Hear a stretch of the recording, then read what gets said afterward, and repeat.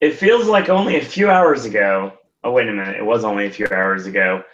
We were doing another podcast talking about Ring of Honor, and now we are doing another podcast talking about Ring of Honor. Baby.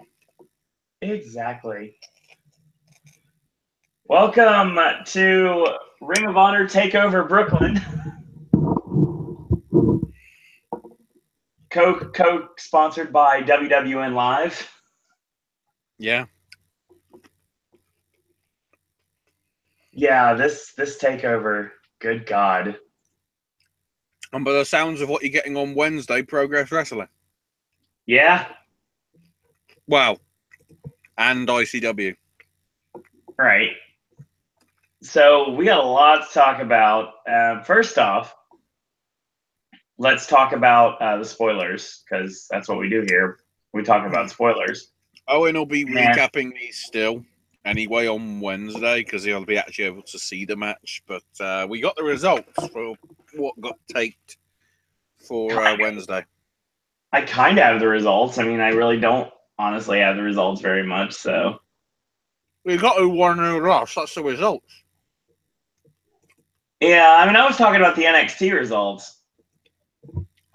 Yeah, that's what I mean. Okay, good. So you know who won and who lost. Yeah, that's about all I have. I wish I would have more. That's results, because all that when you look at the records, all that people look at is the W and the L column. Right, Baron.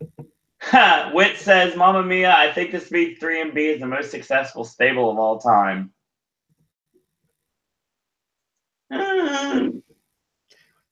I think 3 Men showed you completely not that.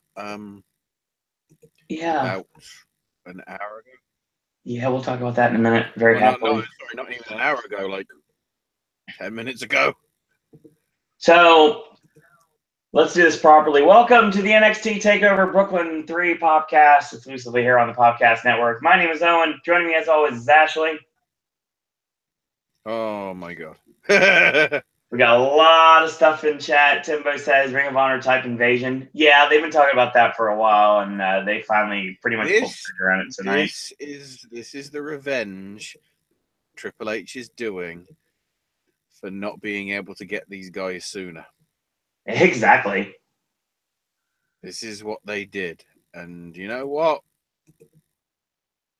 I'm smiling and loving it. RC Blue says I just woke my parents up. Might not want to do that because that may not be a good thing. But we completely understand. Then again, if you woke them up to Adam Cole, baby, then yes. All is forgiven. Do that all the time. Do that every day. It was amazing that we saw the reemergence of Red Dragon together with a living, breathing ghost. So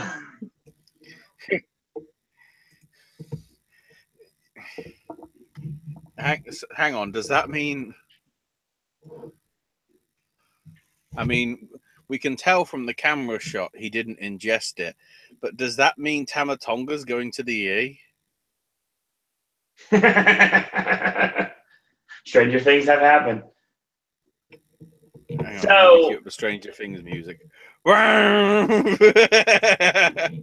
And I said strange things are afoot, not Stranger Things. So NXT spoilers from Brooklyn at the Barclays Center tonight. This is going to be airing next week, or by next week, I mean in a few days, this Wednesday. No Way Jose come out, and he led a conga line. He gets destroyed by Lars Sullivan, so that's good. Another great thing, I got to see, obviously, two of my favorites in NXT when it comes to the women's division, Peyton Royce and the former Crazy Mary Dobson, Sarah Logan. Peyton wins with Northern Light suplex. Is Billie Kay injured then? Because she doesn't seem to be doing any wrestling. Last time I honestly remember her was, God, has she done anything on television in a while? I'm literally not sure. It seems like Peyton's doing all the work. And I am okay with that. And then the match that I'm looking forward to seeing, which was the current United Kingdom champion Pete Dunne teaming up with Wolfgang, defeating Mustache Mountain, Tyler Bate, and Trent Seven. So Bate takes out Dunne. My guess is probably the Tyler driver. And Wolfgang tags himself in, hits the howling, and gets the win. Oh, wow. From tonight, they were doing a video package, apparently, showcasing off Becky Lynch and Bayley. I guess before they even did the stuff,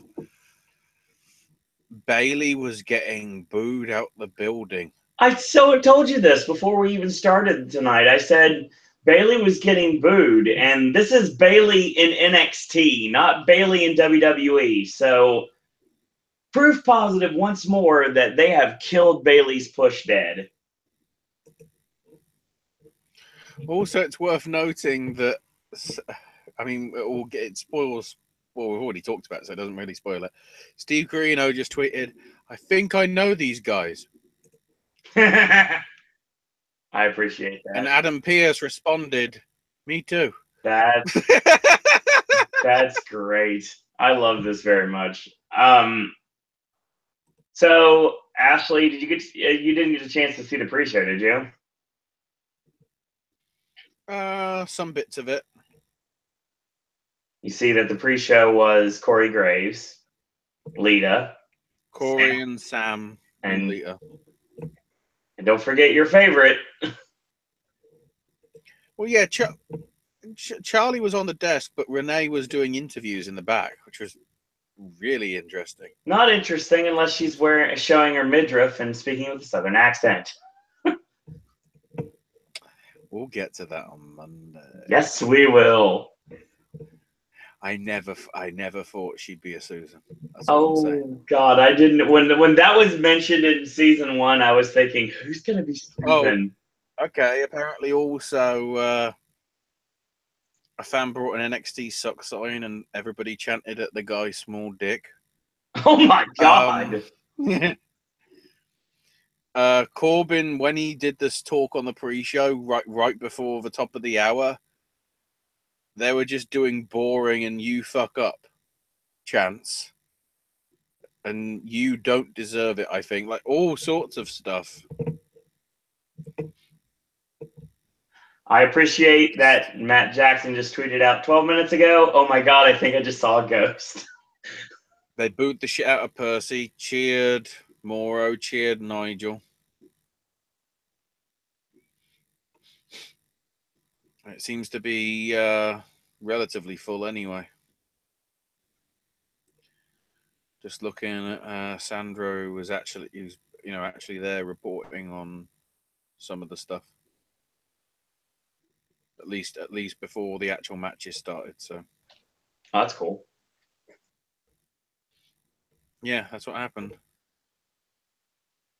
So I like the fact that the official live comments thread got hijacked because of Sandro going, "I'm at the venue," and that became it instead. Lol. Wow.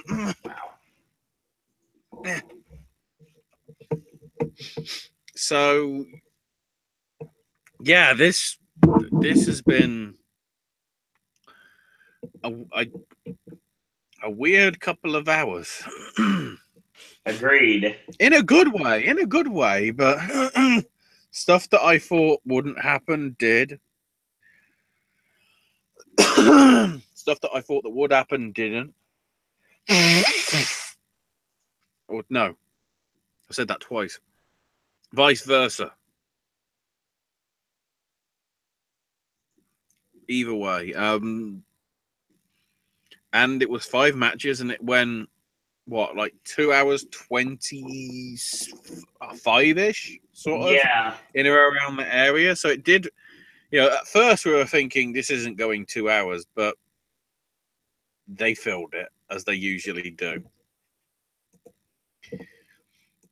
And it was great. As soon as the moment came, everybody on Twitter was going, running. Right at the end, as soon as it's like said person hasn't shown up. Like, well, they'd be stupid not to reveal him because they always do that sort of thing. Whether it's before the main event or after the main event, they always have something. And they had something. Yeah, they We'll did. get to that. To be honest, Ashley, this was actually a really good day for wrestling fans. Yeah, I've heard relatively positive things about Loaded as well, even though it was taped, a few weeks back. With that magnificent 7 ladder match. I mean, this delivered. This show delivered tenfold. And this Thursday will be returning to Full Sail for another set of tapings. Owen isn't going. Owen can't go. Owen wishes he could go. If I had a way to get to Full Sail, I'd try to win tickets. The next time is going to be, and it's going to be my last chance to see NXT for a while because the tapings are going to be at Full Sail on employee preview night for Halloween Horror Nights 27. So that's out. But yeah, this was. Let's start talking about the pre-show real quick. There's not really much to discuss here. A lot of video packages, as always. Kurt Angle is basically saying he's here to scout the future, talking to Renee. Big E is there, and he's wearing a Ric Flair shirt. They talk about him winning the NXT Championship.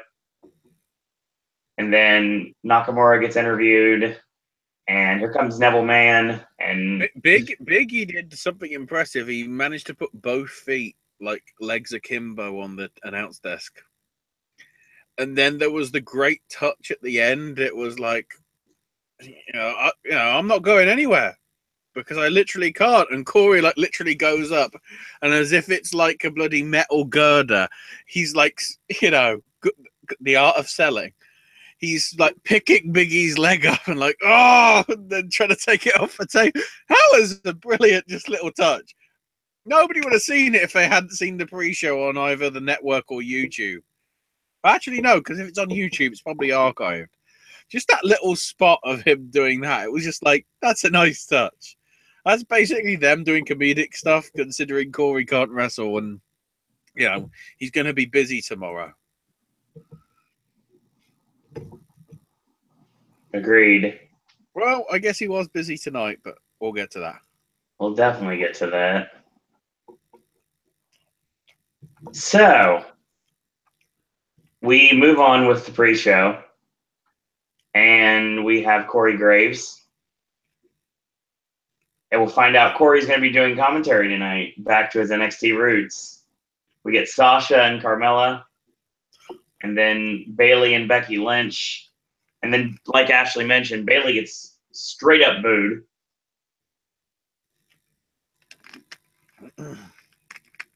Yeah, RC, if I could go to apparently NXT, it was deafening boos, though. It was deafening boos. Like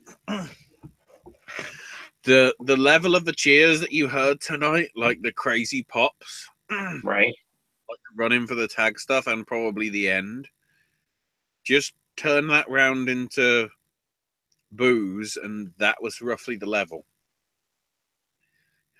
Ouch.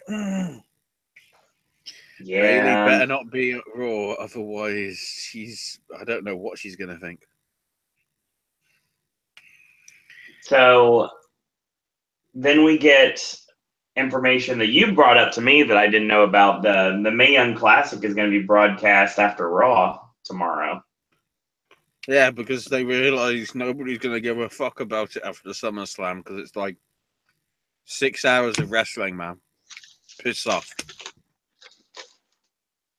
And then we get our first off we get Baron Corbin, who shows a lot more personality on commentary here than, well, not really commentary, but being in the commentary booth, showing his true side instead of just playing a character. And the crowd just boring and booing him. Yeah. Chants for Marty Scurll, chants for I heard the elite chant. The Rise of the Terminator chant, Young Bucks chant, a lot of Bullet Club chants tonight in the building. Yeah. The Neville one was actually pretty good because he cut basically a promo on Cesaro saying, I've not focused on anything because all he's doing is literally counting the hours. Right. So he's just basically gone, I mean, it's like 23 something hours, implying that their match might be in the first hour of the pre-show, which is a little concerning. Makes sense. Speaking of makes sense, let's get to our first match of the night. We have Johnny Wrestling, Johnny Gargano, taking on Andrade Cien Almas with, in his corner, what is now announced as his business manager, Zelina Vega, former Taya Trinidad. And kudos to Austin Aries for putting this over on Twitter. Apparently, in the building tonight, Ashley, they sold out of the Johnny Wrestling shirts almost immediately. Wow. So, yeah, that happened. That was a thing. And that's pretty cool, actually. Some good stuff here. Big time Johnny Wrestling chant. And at one point, real quick in the match, they're trading blows, and Andrade straight slaps Johnny right in the face and busts his mouth.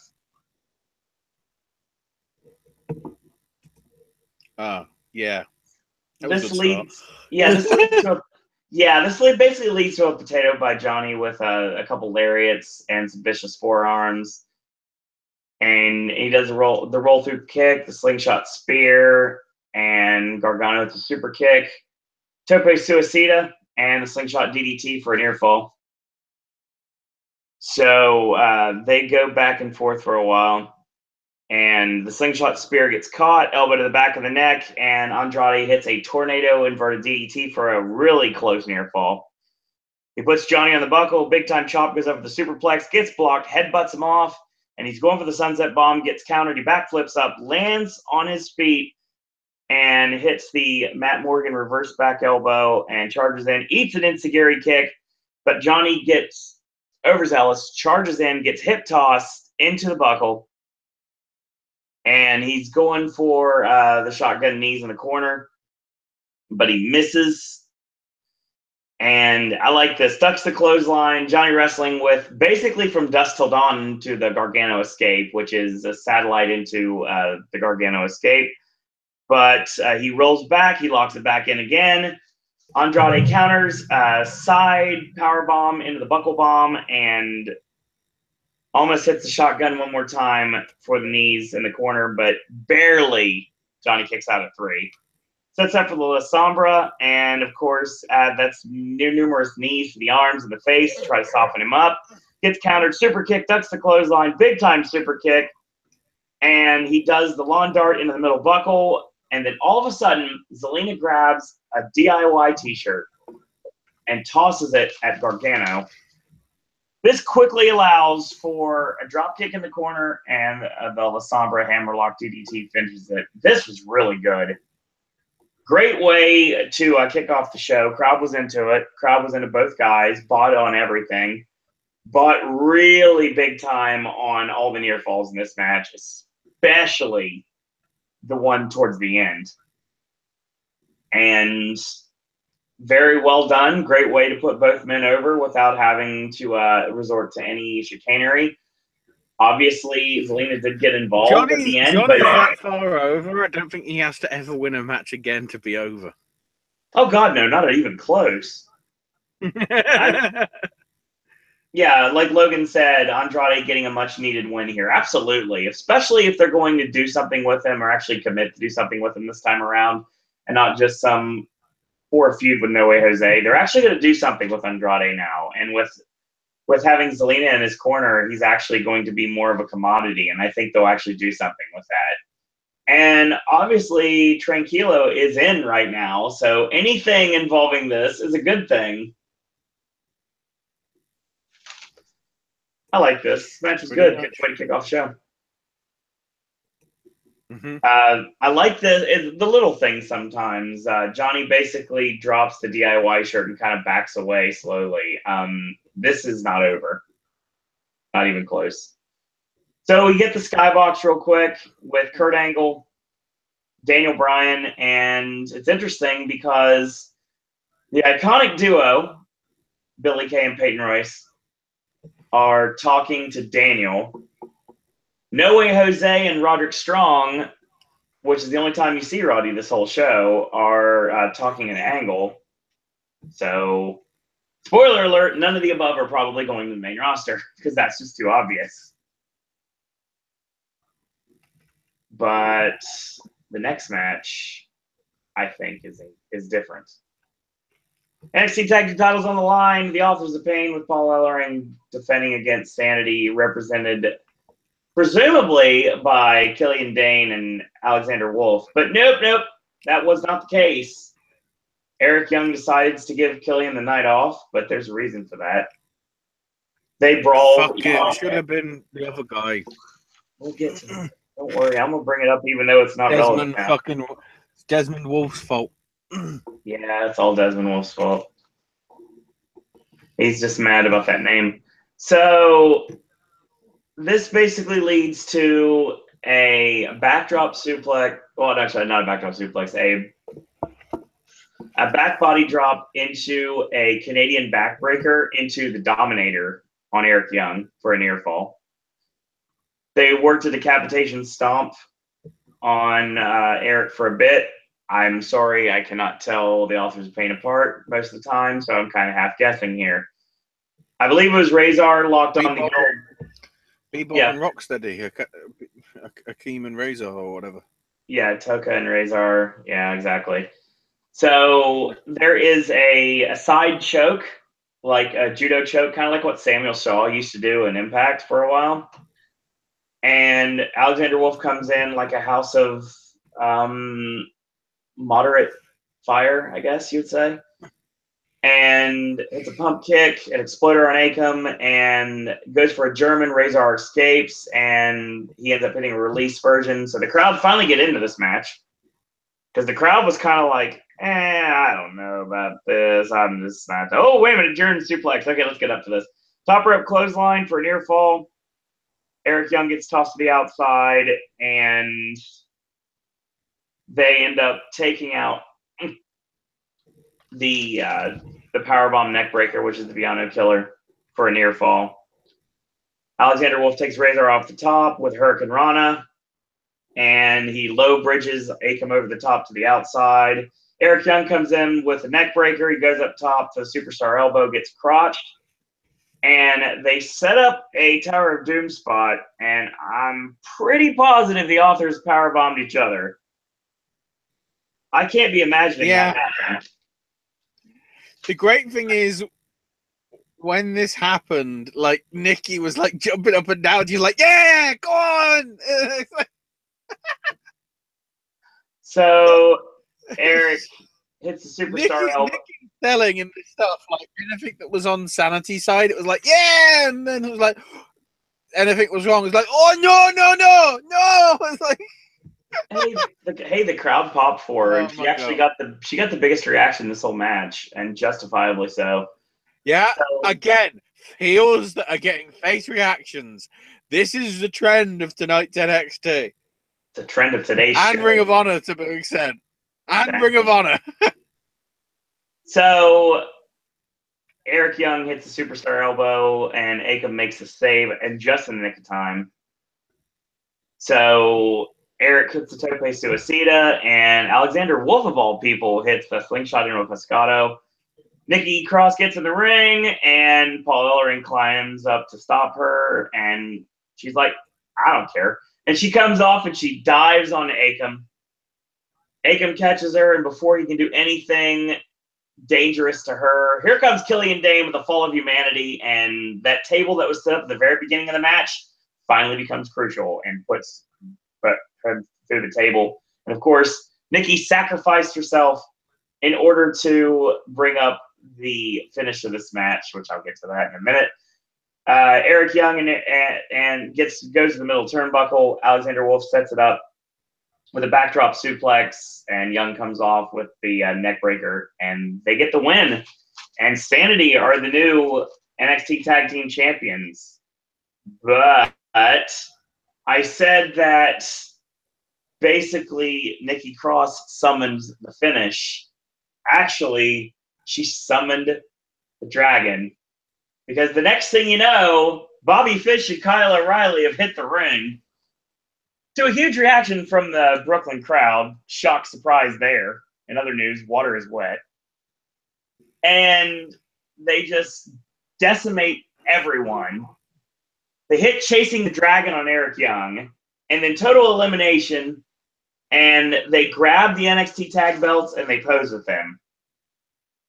Huge Red Dragon chant from the crowd. And if that was the end of it, that would have been enough. But oh no, there was much more in store later. We see Neville Man in the front row. He looks like he wants to kill everyone. Kind of like, honestly, he looked like Michael Douglas in Falling Down. Best way to put it. Let's hope he don't go crazy with a fucking shotgun tomorrow then. Yeah, Whit says, I was glad to see Decay win again. Yeah, pretty much. I had this thought, I had this theory, and I thought this would work really well. Alexander Wolf here sticks out like a sore thumb. He really does, 100%. And I wanted to see, I didn't want the authors to retain, but I was thinking, okay, they'll have them retain. We'll have Wolf eat the pin, and he'll get fired and attacked by Killian Dane on the tapings this Thursday. And you'll have Sawyer Fulton run out to make the save for his former tag partner. In the midst of this happening, we get a new member to team with Killian Dane to go after the Authors of Pain. And speaking of Decay, it's Crazy Steve.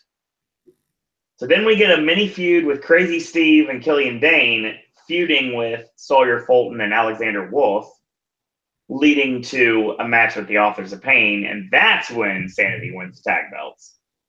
But they cut out the middleman and actually made Alexander Wolf fit in this match. Kudos. That's just good. Good stuff here. Yeah. Kalisto and Shinsuke Nakamura sitting in the crowd. Nice to see as well. They have to have foreigners together, apparently. Yeah. And then we continue with our WWN Super Show. Aleister Black with Triple H style live ring entrance performed by the band that does perform his entrance theme, which for the life of me, I cannot remember their name off the top of my head, which I will look to the internets to find that out real quick so I don't appear. To the internets. Why to the internets? Yes, it is, of course. It's could that have been the CFO $? It's Incendiary is what the band was called. So Incendiary was CFO $, basically being like the hype man to get everything done. Welcome, Jeremy Mills. Yes, Whit, Crazy Steve left several tapings ago. Part of me doesn't know whether it was them or whether it was Code Orange. Code Orange, yeah, because it was Code Orange that were doing the bit at the start, right? Remember they had the Triple H live music entrance thing. At least it wasn't the greatest band in the world, Limp Bizkit, but you know. Oh man, that man is a better director than WWE's favorite band. Oh God! Yeah, exactly. So this is Aleister Black versus Hideo Itami, but let's be real here. This is Tommy End versus Kenta, and the WWN Super Show is continuing. I hate to be that guy, but I have to be that guy here. Yes. This match got color pretty much immediately, and all along, yeah, Jim Ross was on. All the color was needed. Jim Ross on commentary, and Aleister Black gets his nose busted. I don't know if it's broken, shattered. I don't know if it was just like bloodied, but he was a Muta style mess in this match. And of course, that means wait for all the highlights to be black and white. Yeah. So at one point, Hideo mocks Aleister Black after two leaping knee drops and a back heel kick. So he gets a DDT for a near fall. Black with a leg sweep. sliding knee strike. He springboards into a backflip kick for a near fall. So Aleister Black going to go finish him off. He picks him up and he eats an elbow. Chargers in, eats a boot, and of course, Hideo hits the tornado hot shot, gets the flying clothesline off the top for a near fall. Snap fisherman suplex for a near fall. Ducks the kick. We get the Kenta rush. And hesitation drop kick is stopped by body scissors roll for a near fall. Roundhouse kick, heads up top, catches the back elbow, sends Hideo off the top, gets caught with a sliding kick. And Hideo does the avalanche deal. The avalanche deal? What? Yes. A super Falcon Arrow. Life is good. And he gets a near fall because he is so much taken out of him in the match, he cannot properly make a cover. And this leads to Black getting up and be like, okay, fine, give me everything you got. So they start trading kicks and slaps. And they just trade strikes left and right. And at one point, he's like, show me some respect. So Itami basically ends up hitting a spinning back fist. He gets caught with a pump knee strike. Itami does the deal quite purposely, gets a near fall off of that. Hesitation drop kick, drops the knee pad, going for go to sleep. He tries to pick him up in the fireman's carry, and Aleister Black elbows free, catches the knee, and he hits Black Mass to win the match. Really good match. I'll say right now, Ashley, the first two singles matches of the night, I'm not going to talk about the tag match. It felt like a G1 style match, both of them. Like that, Triple H will be smiling. I mean, these matches are okay, fine. We'll go.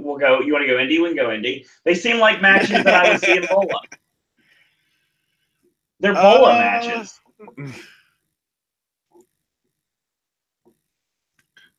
Well, that seems a little harsh because, you know, if bloody Bebop and Rocksteady were in Bola, they'd get massacred. Yeah, I'm not talking. I'm talking about the two singles matches, basically, is what I'm referring to. Yeah, no, I see what you mean. Well, you know, well, basically, it was international. Yeah, it was an international showcase. It was international singles night. Yep. At least on the men's side, because you had America versus Mexico. Right. Japan versus, I think, the Netherlands. Yeah, exactly. And Canada versus Scotland. Yep. NXT Takeover when worlds collide. And if you include the women, Texas, which is its own country, and Japan.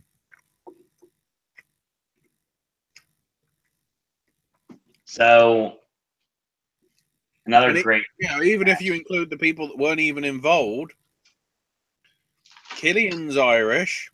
Right. Wolf's German. Paul Ellering is not of this planet.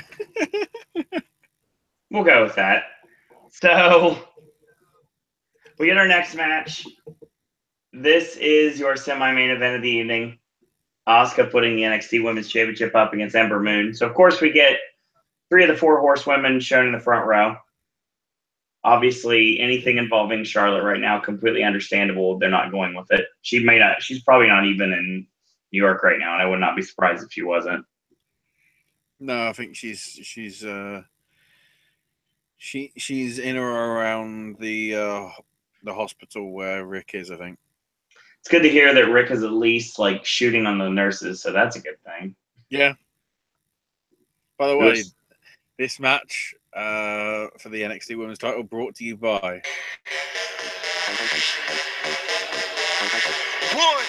I got big booty bitches, big booty bitches. I got big booty bitches, big booty bitches. Oh boy. Well then. Oh, it's like it was brilliant because I said that this is the theme. The one that's supposed to be the heel got the biggest cheers. And the one that's supposed to be the face was getting mixed to boos.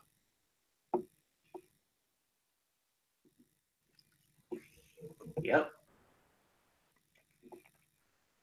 That's how it is. Meanwhile, so Asuka comes out and Ember comes out. They both do their entrances. Ember's got green eyes this time around, which works because she's wearing green gear. A big long black coat as well. I thought that was it's a shame that got ditched immediately, because that bit when she was walking backstage ready to go to the gorilla position, it was like, man, that's a pretty damn good look.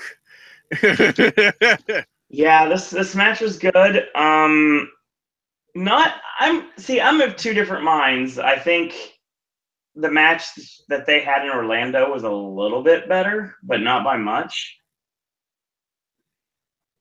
This one told a different story, though.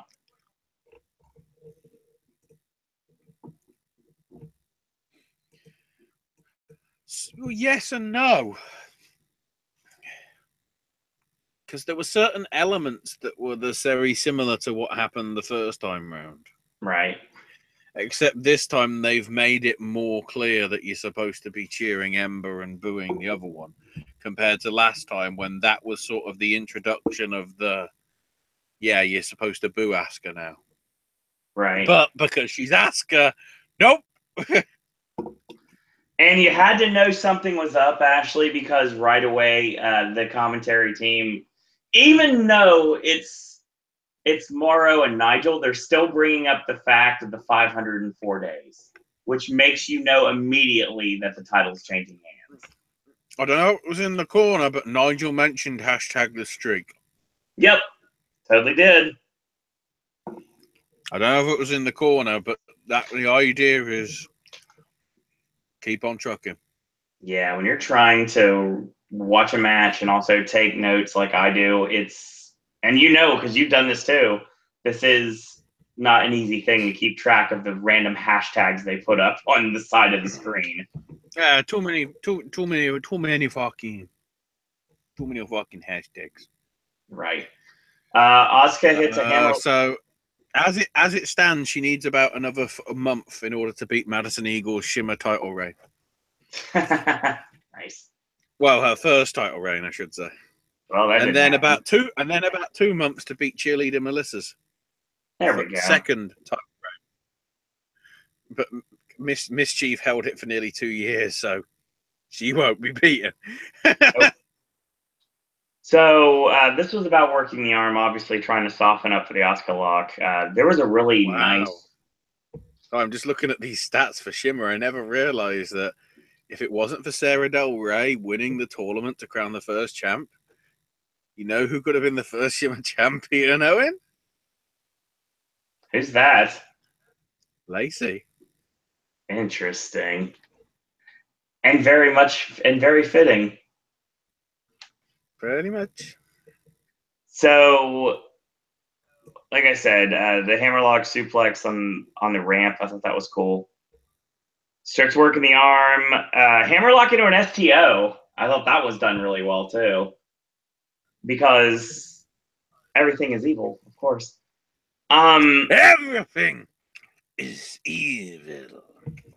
And no, unlike earlier today, or if you're listening to the archive, unlike yesterday, this totally is not the end of the show. This just, it fits here. So... Yeah, I'm already trying to work out what to do for the end of this one, because I'm confused. So Ember gets caught in basically an inverted surfboard, and she starts getting caught with basically curb stomps, but not exactly curb stomps, like the Super Dragon style curb stomp, but not like foot slamming face into canvas. It's more like foot into the back of the head over and over again. That's the best way to put it. Grammatically incorrect, most likely, but best way to put it. So we get the octopus locked on. And of course, this transitioned into the disarmor.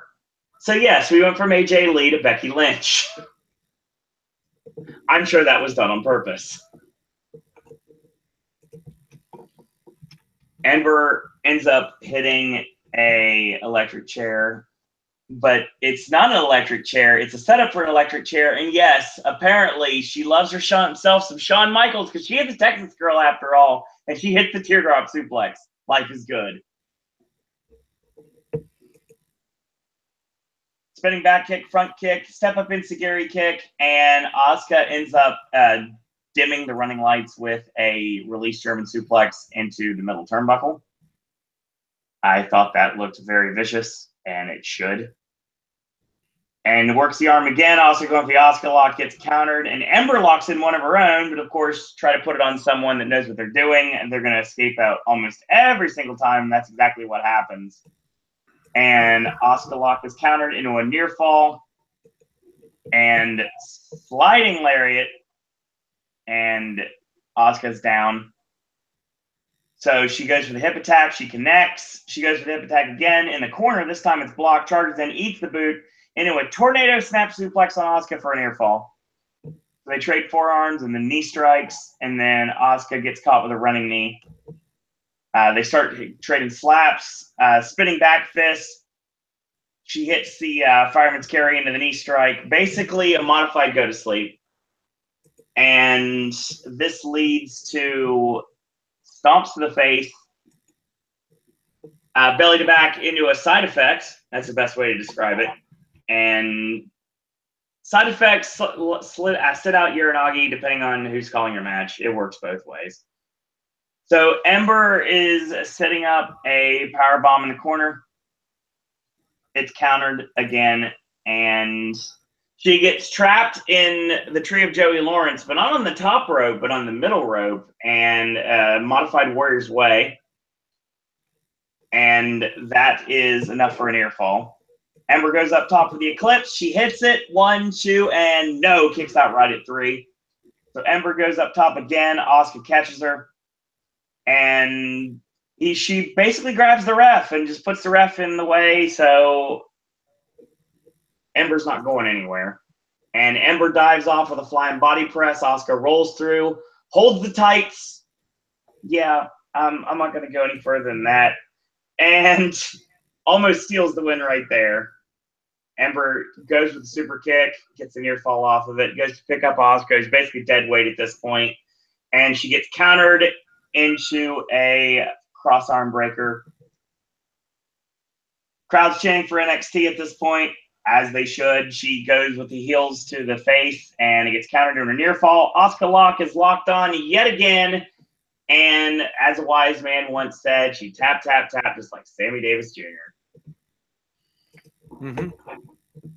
Good stuff. I like this. Like you said, Ashley, I'm pretty sure that we're in agreement of the fact that the person that is winning the Mae Young Classic is going to be the one who takes the championship off Asuka. Yep. Because just like with the Revival at TakeOver Orlando, this was a send-off. I think Ember Moon's going to SmackDown.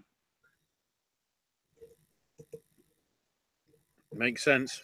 There was a moderate thank you Ember chant that I noticed when it started. They kind of cut immediately to the video package because they didn't want to give away the fact that we're probably going to see Ember Moon debut on SmackDown this week. I don't think it's Raw. I think it's SmackDown, honestly.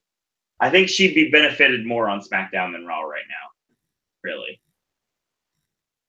We get Kevin Owens and Samoa Joe in the crowd. Yes. Exactly, Timbo. Kairi Sane's going to win the title. Absolutely. We totally are in agreement with this. And this is going to build to the 4 horsewomen battle that we talked about on the Wednesday show last week is going to be one of the headline matches on Survivor Series. And then probably this is leading to WrestleMania New Orleans next year, Ronda Rousey versus Stephanie McMahon.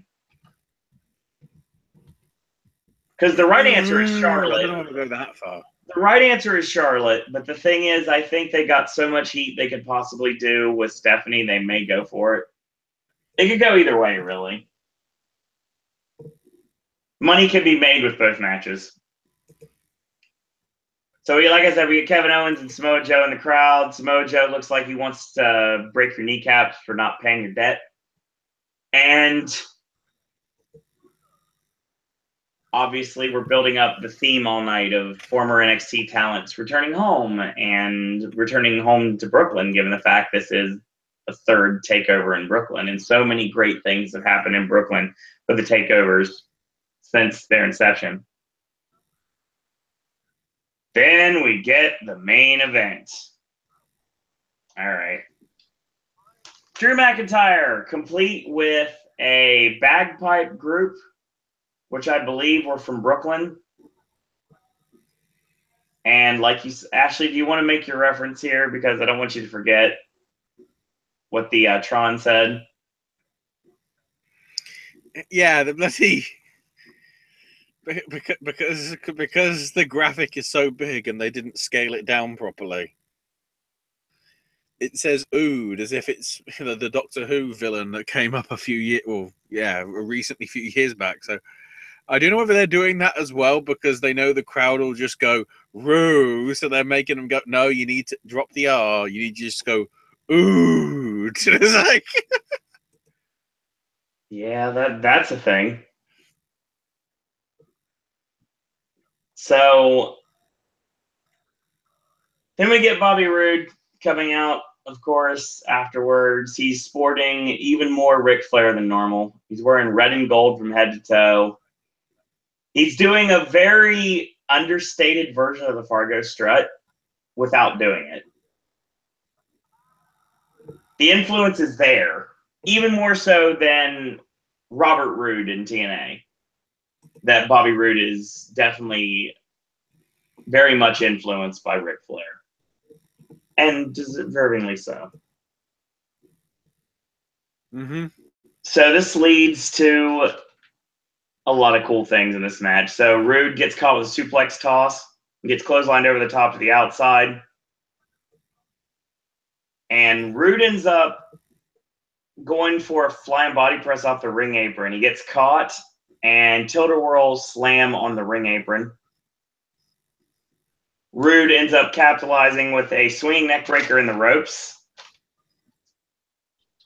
I thought that was done really well. He went for what appeared to be a flying guillotine off the ring apron, but didn't really turn out the way it should have. We'll put it that way. Like you said, it looked more like a cutter than anything else. Hangman neck breaker. I don't know why to this day he still doesn't just straight up cut the middleman out and sit down and just literally do the Rude Awakening. It makes too much sense. Middle rope missile dropkick for a near fall. Gets the sleeper on the back, and McIntyre breaks it up by backing Roode into the buckles. Comes off the ropes, gets caught, overhead release, belly-to-belly suplex. Picks him up, and a pop-up and drops him on the turnbuckle. Whips him in and running forearm in. Heads up top for the lariat. He gips up, and he starts pounding away. Roode with the Manhattan drop. A knee lift. Gets caught. Air raid crash. Gets a near fall off of it. And Roode ends up cutting off any momentum that McIntyre has with a neck snap across the top rope. Bobby goes up top. Roode gets caught and momentarily, but Drew gets maneuvered once again into the tree of Joey Lawrence. And as always, he grabs Roode and tosses him off the top rope. Roode counters the jackknife cover for a near fall, and they go back and forth. McIntyre goes for future shock, gets countered. Lung blower on McIntyre for a near fall. Running clothesline in a hangman's neck breaker, gets countered. Backslide by McIntyre, 1-2 and a kick out. Future shock DDT, 1-2 and no. Kicks out right before 3. So we are trading blows once again. Fireman's carry once more. He climbs to the top, does McIntyre, gets countered, going for a release powerbomb and gets it for a near fall. So they trade boots and chops and right hands, And Rude catches him with a enziguri out of absolute nowhere because, obviously, shout out to another Canadian, which is the reason why I have the name that I do. And out of nowhere, McIntyre hits a desperation Claymore kick, and Rude has the presence of mind right at the last minute. This is the veteran instincts of Bobby Roode to get his foot on the bottom rope right at the 3 count. Really great false finish here. Absolutely loved it. Rude goes to the outside to capitalize. And at this point, McIntyre goes to attack, but the referee kind of stops him here, and he gets a tope con hilo, and he basically rolls him back into the ring. He didn't really connect as good as he could have, but I guess you would say that it was better than it could have been. McIntyre sets up in the corner going for the Claymore. He charges in, catches a double R spine buster, and the glorious DDT 1-2, and no kick out. Once again, cannot put down the challenger here. So it gets countered again and ducks the clothesline. Satellite into the glorious DDT 1-2, and no kicks out right at 3 one more time. Glorious DDT rolls through, goes for the third, gets shoved off. Headbutt straight up by Drew. Claymore kick 1-2-3, and we have a brand new NXT champion. Good match.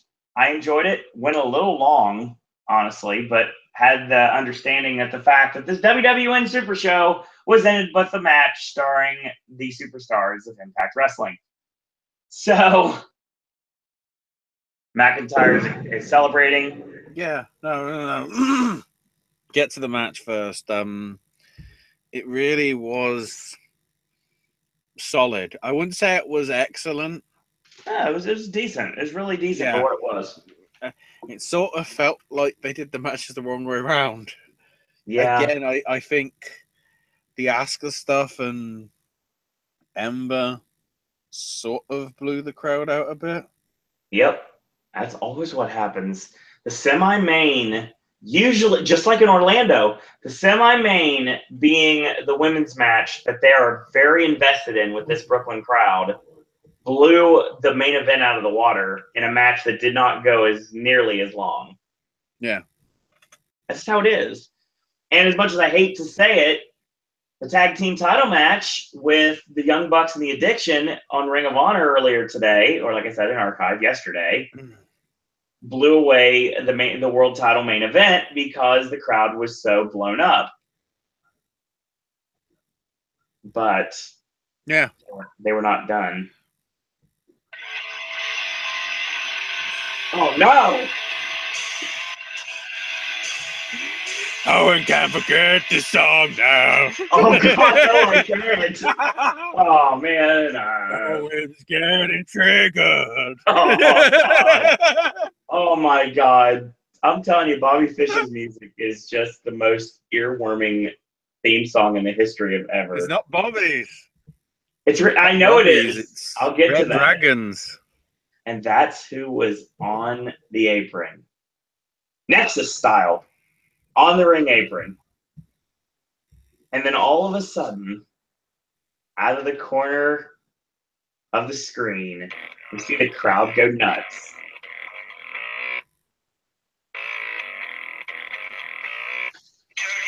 And you wonder why they're going nuts, and then you're realizing, wait. They're seeing a ghost. A real-life ghost. The ghost hasn't shown up. Superkick! Oh my god.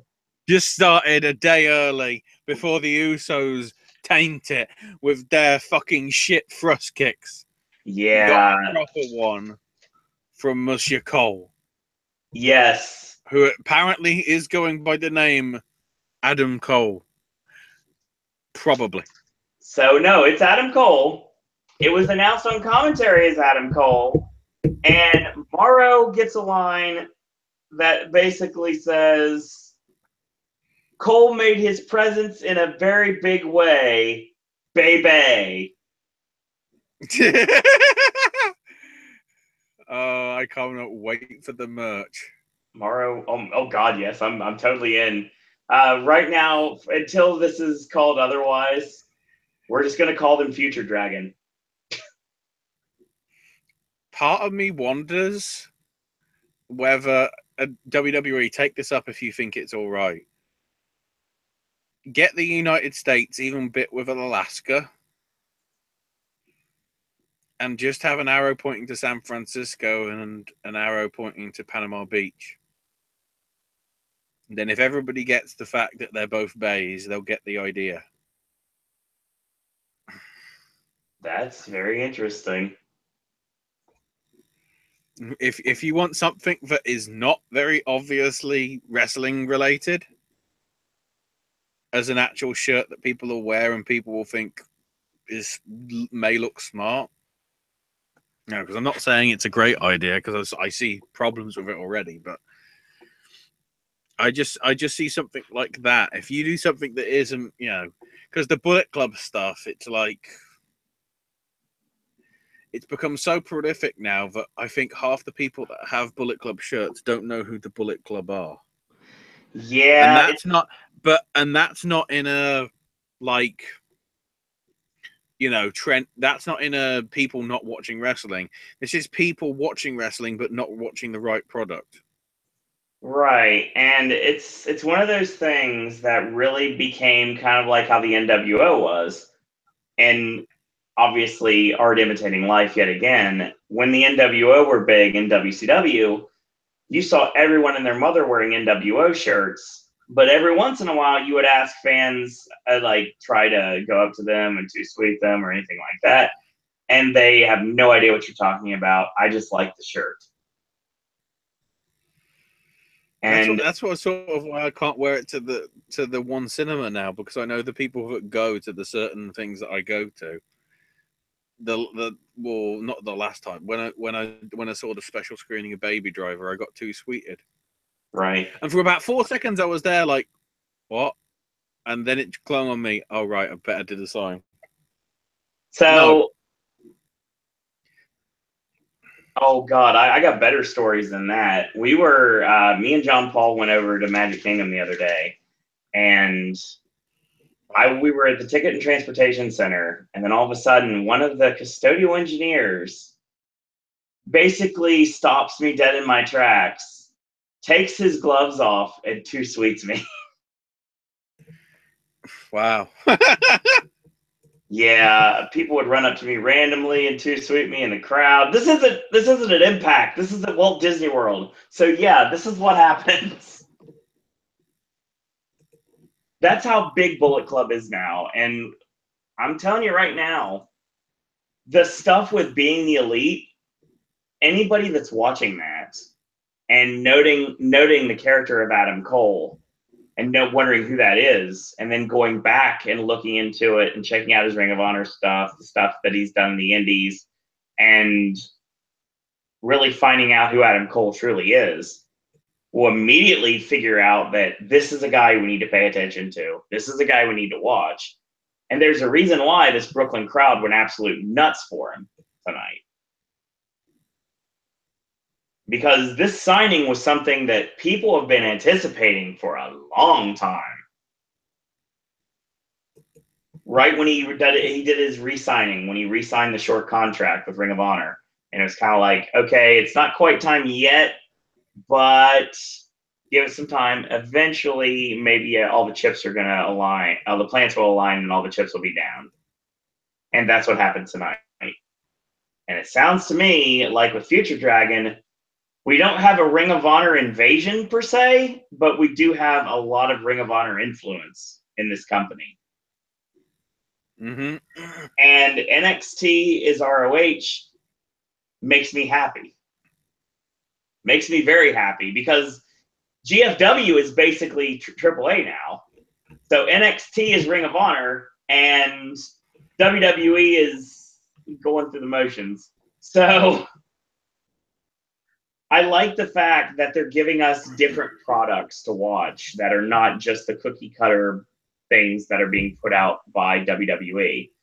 Now, are there matches I look forward to on SummerSlam tomorrow? Yeah, definitely.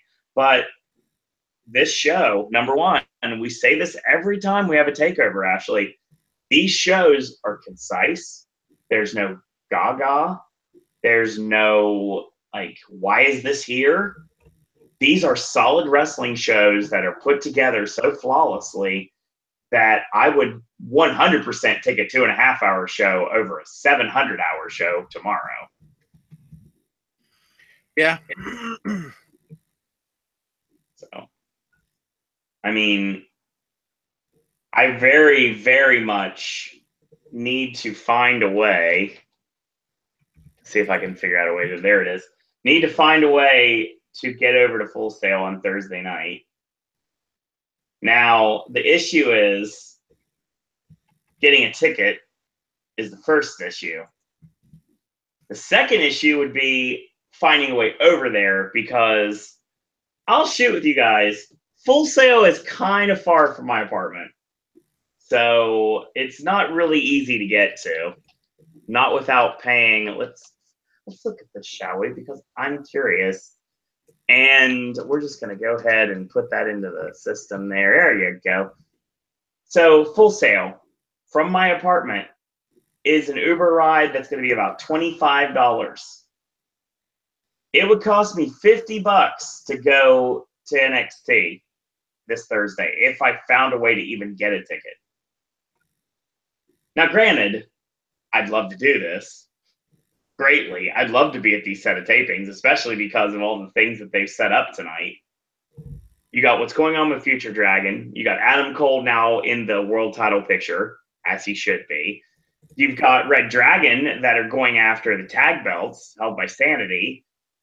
And you've got all these things going on. Who's going to be the next person to challenge Asuka? In the meantime, there's a lot of great things. Johnny Wrestling and Andrade Cien Almas. And there's just so, where's Chris Hero fit in all this, to be honest? I mean, there's a lot of great things that are going to come out. And who's going to be debuting on Raw or SmackDown this week? Like I said, I think we're going to see Ember Moon on SmackDown. And I think we see the Authors of Pain on SmackDown, on Raw, actually. As much as I hate to say it, they'll probably be on Raw. If they go anywhere. It could really go either way.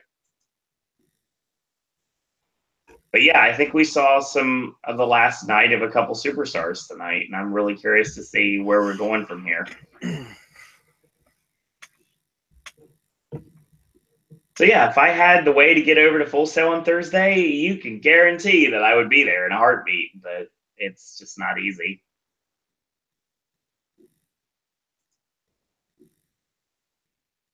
Yeah, this was a solid show.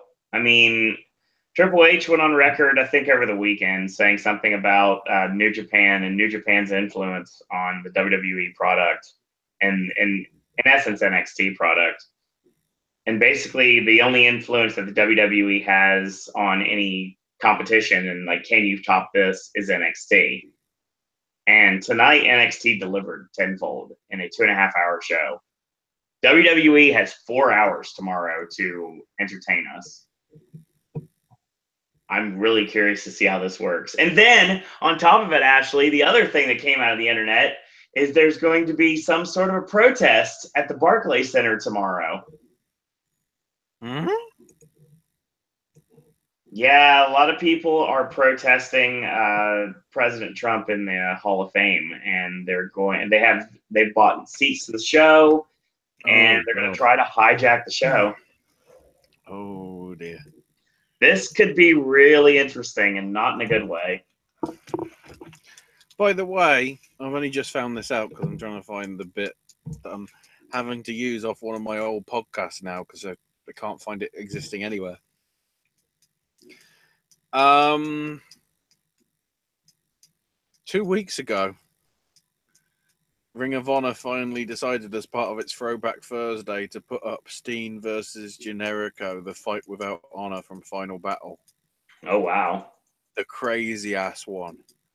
That was the first pay-per-view I ever watched live. Oh, wow. I actually That's awesome. paid for.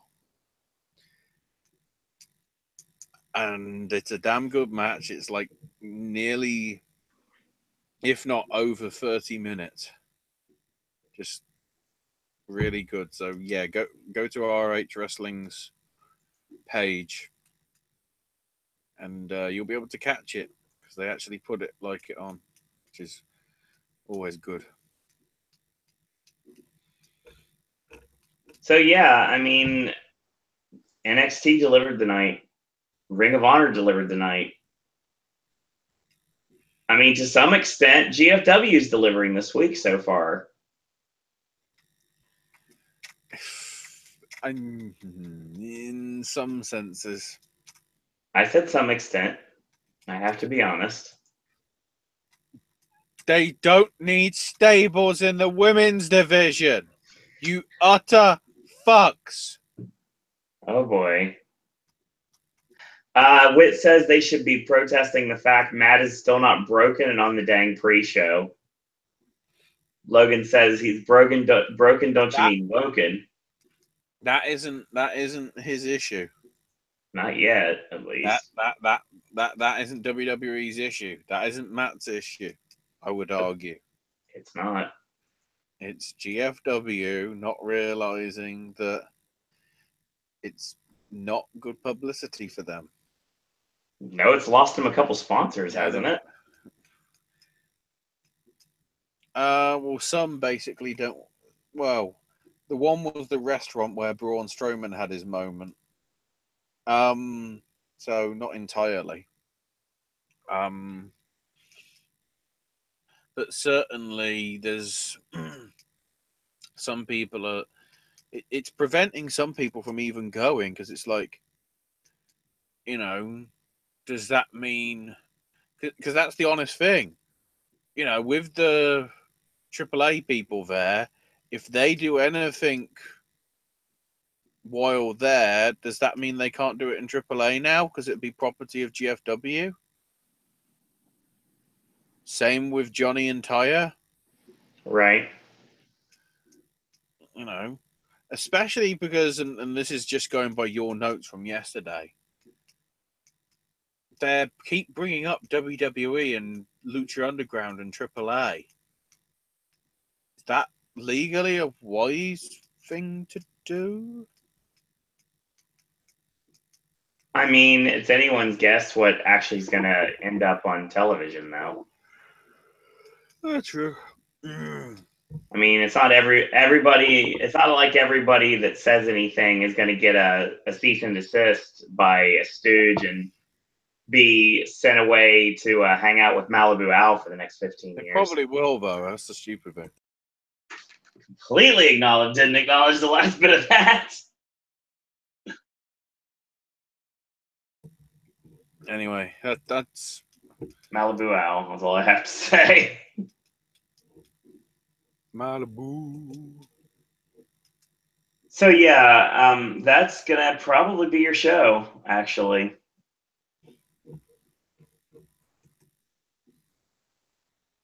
I can't think of anything else that we can discuss other than, obviously, if you haven't checked it out yet, this is like homework for Raw on Monday night.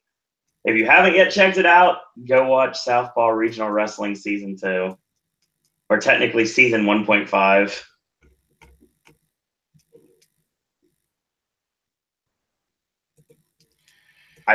I don't even know what to say. I'm looking at my. If WWE wanted a fourth brand to make Southpaw feel real, it would be amazing. I saw something over the internet over the weekend, actually, Ashley, that was really interesting and actually fits to what you were saying, Whit.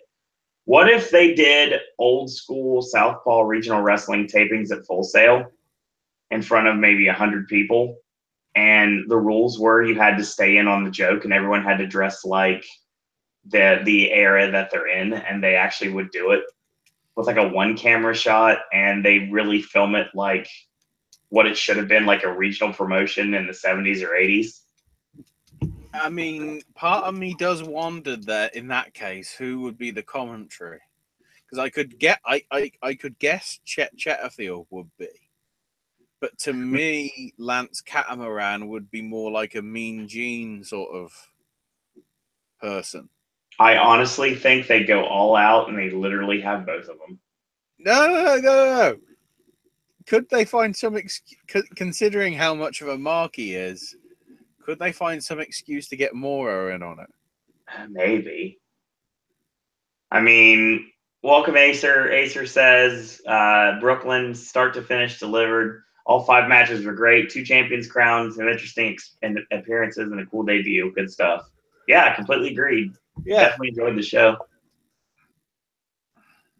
And I've been having a great time at Impact. I have the last 2 days, but I will say that apparently, according to the spoilers that I read, that weren't complete, really. They're basically, I missed a show that really wasn't something that was a big deal. You got lucky. You Yeah, dodged a kind bullet. of. I mean, Low-Key and Johnny Impact, I kind of wanted to see because I saw they were building towards it.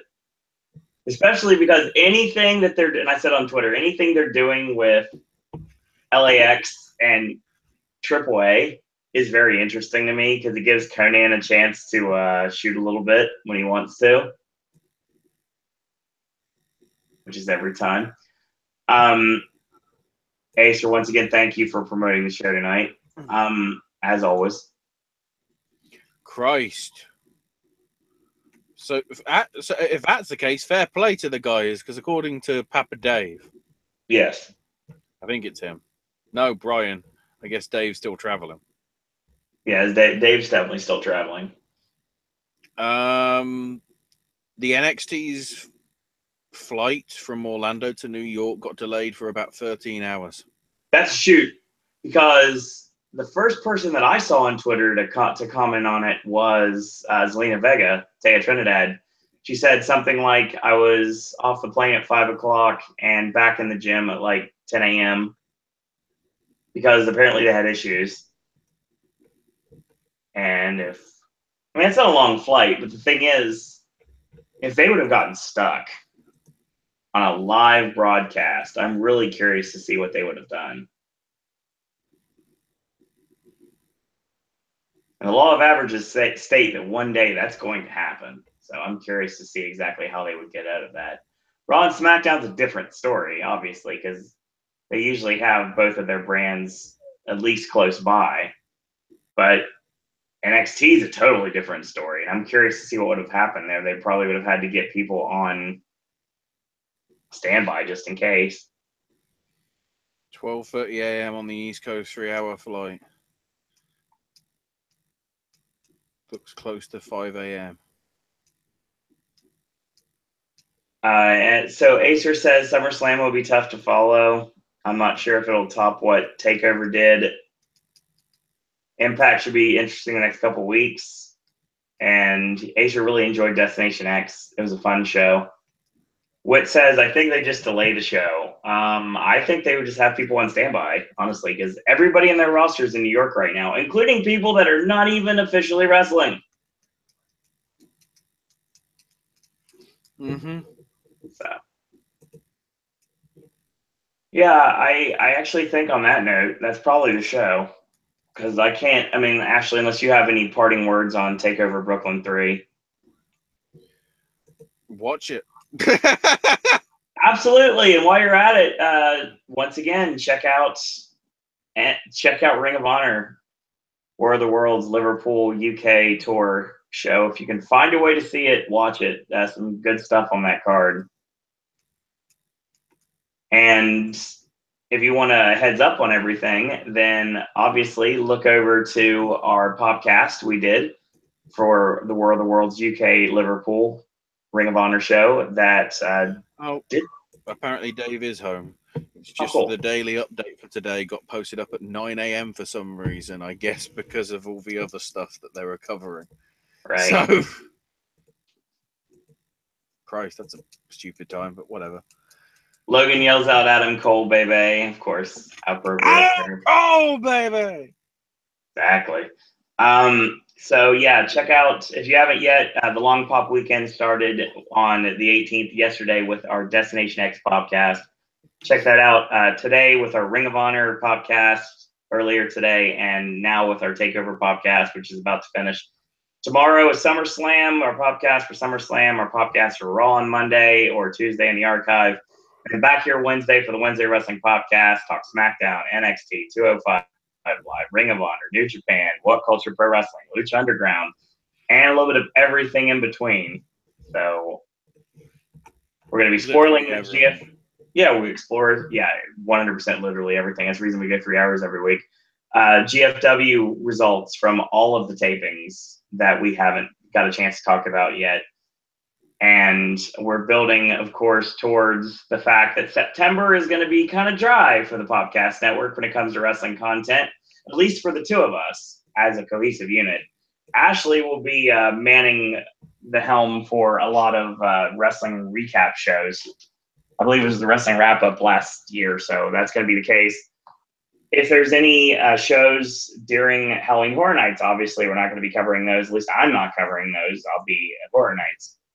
So needless to say, we will get everything taken care of 100%. Get your wrestling fix here on the Popcast Network every single week, whether it's me and Ashley or just Ashley. We're going to have a great time. So once again, I want to thank everyone for supporting the network and continuing to check us out every single week here. Everyone that was live in chat tonight, thank you, Whit. Thank you, Jeremy Mills. Thank you, Logan. Thank you, Acer, as always. David Garcia, RC Blue, Timbo. Thank you, all of you, for joining us tonight. And everyone that didn't talk tonight, thank you for listening. We appreciate that very much so. We appreciate the fact that you guys and girls out there enjoy what we do and want to listen every single week. So thank you again once more. Ashley, where can we find you on Twitter? You can find me on Twitter, Ash is my name UK. Where you can, if you want to know what I last tweeted, it was Matt Jackson saying how he saw a ghost. So speaking of ghosts, I guess you would say, we do have something to let you guys know, because obviously we had a Versus with AJ content came out the other day. Coming out tomorrow or today, depending on when you're listening to this, and by today I mean Sunday, is going to be the newest edition of AJ's movie reviews, reviewing Annabelle Creation, Logan Lucky, Girls Trip, Snatch, The Wall, Diary of a Wimpy Kid, The Long Haul, and How to Be a Latin Lover. Yes, 7 movies reviewed this week on AJ's movie reviews. Monday, Ashley takes the helm with his Game with Ash segment. It might be late Monday, it might be Tuesday, just depending on how my schedule is with what I'm doing beforehand. And also, I might make it into sort of a Gamescom recap thing, so it might be somewhere towards the middle of the week, because I know Xbox have got something Sunday, but then there's another. I think EA have got one on Monday. Blizzard have got something Monday. Blizzard have got some reveal thing Wednesday, but that's probably World of Warcraft expansion pack, which will probably not come out till next year related anyway. So I'll probably let Sunday and Monday happen and then probably shoot it after we've done the Raw stuff. Very nice. Tuesday's a day off, and then, well, me and Owen will talk off air about my bloody film schedule for craziness. Indeed. So once again, I want to thank you guys and girls out there for watching.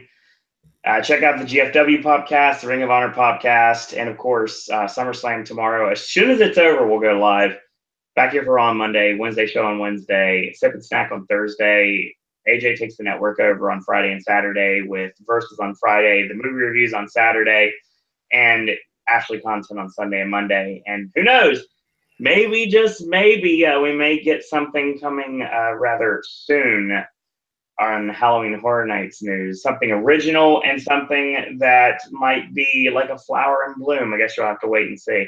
So we'll get Horror Nights announced officially, and maybe you might get something from that. Stay tuned. So I'm checking on that still. Logan, you can follow him on Twitter at LoganBurton10. Follow Acer on Twitter at Acer1337. Yes, in a row for all the podcasts you should be listening to, wrestling and or otherwise. And also, a big shout out to Acer once more with his YouTube channel, Acer5000. Check that out. And Jedi Wit on Twitter, Jedi Wit52, I believe, for Wit's Twitter, if you want to check out his messages. And Timbo, Jeremy, thanks everyone for joining us tonight, RC Blue, and also David Garcia. As always, follow me on Twitter at Siro and Disney. Follow the network at Popcast Network. Check out our Facebook fan page, Popcast Network. I swear to you guys, I'm probably going to put something up there eventually, and just I haven't got around to it because I've been so busy with wrestling coverage lately.